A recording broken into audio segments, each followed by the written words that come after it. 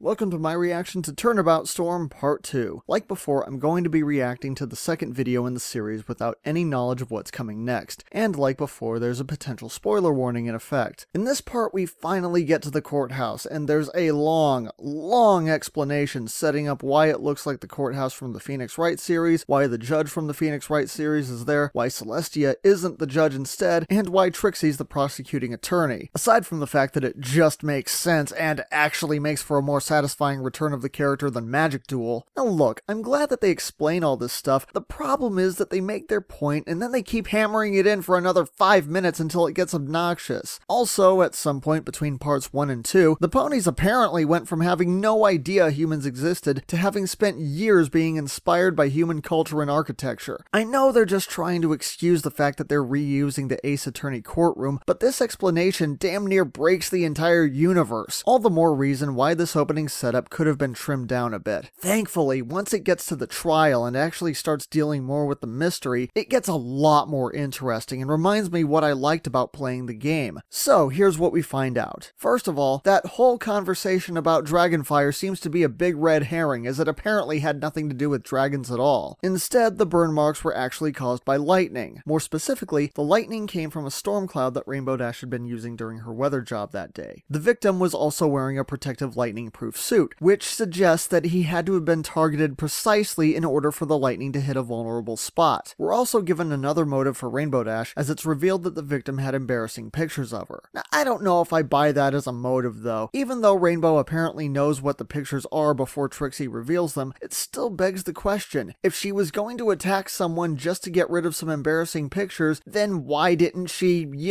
get rid of the pictures? In any case, it seems that most of the conflicting information has to do with the storm cloud. It's said to have had 3 lightning bolts inside it. The first one killed Ace at 8:40 p.m. The second one is said to have gone off at 8:50, though no one knows where it went, and the third one struck a tree after the police arrived. There are 2 witnesses who were near the scene though. Applebloom, who was walking home from Zecora's house, and Fluttershy, who lives near the Everfree Forest and was keeping an eye on things after she heard thunder from the first lightning strike. However, according to Applebloom's testimony, the second lightning bolt went off at about 9 o'clock, not 8:50, and Fluttershy never heard thunder from the second lightning strike at all, nor did she ever see Applebloom run out of the forest. This casts enough doubt that Phoenix begins painting Fluttershy as a possible suspect, even suggesting that the feather they found at the crime scene might belong to an exotic animal that she's taking care of. Of course, he doesn't really mean any of it, he's just trying to get more time to investigate. Part 2 is a bit of a mixed bag. Everything during the trial is fantastic, moving the story forward while really capturing the essence of the Phoenix Wright games. Even the humor seems to have gotten a boost during this segment. I especially like how the judge is immediately on board with all the pony culture, in contrast to Phoenix. Unfortunately, everything leading up to that scene still suffers from the problems that I had in part 1, mainly in the form of painfully slow pacing and humor that either feels forced or is awkwardly delivered. However, it does feel like this series is finally taking off. As for what happens next, I'm honestly not too sure, though they do mention that Applebloom bumped into something alive in the forest before the second lightning bolt went off, and Rainbow Dash was flying away from the scene as though she was being chased by something, both of which sound like they might be relevant going forward. Unless it turns out the cloud actually traveled through time to cast a Patronus at itself, but if the series can keep up its current momentum, then I'm definitely looking forward to part 3.